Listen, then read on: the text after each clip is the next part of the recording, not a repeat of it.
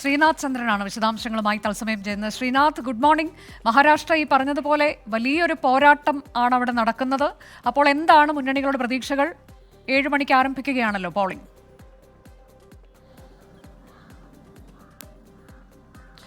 തീർച്ചയായും ഞാനിപ്പോൾ ഉള്ളത് ജുഹുവിലാണ്. മുംബൈയിലെ ജുഹുവിലെ ജംനാഭായ് നർസി സ്കൂളിലാണ്. ഇവിടേക്ക് വരാനുള്ള കാരണം ഇവിടെ പ്രധാനപ്പെട്ട പല ആളുകളും വന്ന് വോട്ട് ചെയ്യുന്ന ഒരിടമാണ്. സെലിബ്രിറ്റികൾ പലരും, വിവേക് ഒബ്രോയ്, ബച്ചൻ കുടുംബം, അങ്ങനെ പ്രധാനപ്പെട്ട പലരും എത്തി വോട്ട് ചെയ്യുന്ന ഇടമാണ്. മുംബൈയിലെ ഒരു പോളിംഗ് സ്റ്റേഷനുകൾക്ക് ഒരു പ്രത്യേകതയുണ്ട്. ഏത് പോളിംഗ് ബൂത്തിൽ പോയാലും അവിടെയൊക്കെ ഏതെങ്കിലും ഒരു സെലിബ്രിറ്റി അല്ലെങ്കിൽ പ്രധാനപ്പെട്ട രാഷ്ട്രീയ നേതാവ്, കായിക രംഗത്തെ ഏതെങ്കിലും പ്രധാനപ്പെട്ട താരങ്ങൾ, അങ്ങനെ പല മേഖലയിലുള്ള പ്രമുഖരെയൊക്കെ തന്നെ കാണാൻ വേണ്ടി കഴിയും. ഏതായാലും രാഷ്ട്രീയ പാർട്ടികളെ സംബന്ധിച്ചിടത്തോളം അതിപ്രധാനമാണ്. അതിൽ തന്നെ രണ്ട് പവാർമാരുടെ, ശരത് പവാറും അജിത് പവാറും തമ്മിലുള്ള ഒരു പോരാട്ടം, ശിവസേനകൾക്കിടയിൽ ഉദ്ധവ് താക്കറെയും ഏക്നാഥ് ഷിൻഡെയും തമ്മിലുള്ള പോരാട്ടം, അങ്ങനെ പാർട്ടികളുടെ നിലനിൽപ്പ് പോലും എങ്ങനെയാകും എന്നത് അതിൻ്റെ ഒരു ചിത്രം തെളിയുന്ന ഒരു തെരഞ്ഞെടുപ്പാണ് നടക്കാൻ വേണ്ടി പോകുന്നത്.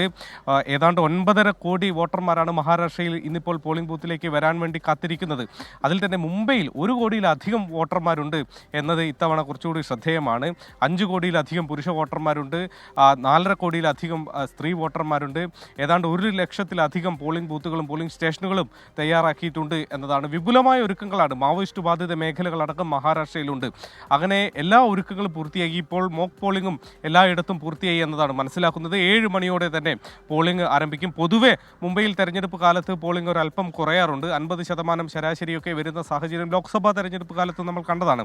അതിനപ്പുറത്തേക്ക് ഇത്തവണ പോരാട്ടവീര്യം കൂടുമ്പോൾ ശിവസേനയെ സംബന്ധിച്ചിടത്തോളം മുംബൈ അവരുടെ ഏറ്റവും കരുത്തുറ്റ മേഖലയാണ്. അവിടെ ആധിപത്യം ഉറപ്പിക്കേണ്ടത് ഇരു മുന്നണികൾക്ക് പ്രധാനം. അവിടെ അതിനിർണായകമാണ്. അവിടെ പറയുന്ന ഒരു ഡു ഓർ ഡൈ ആണ്, പിളർപ്പാനന്തര തെരഞ്ഞെടുപ്പാണ്. എൻ സി പിക്ക് ശിവസേനയ്ക്കും ഒക്കെ ഈ തെരഞ്ഞെടുപ്പ് അത് നിർണായകം.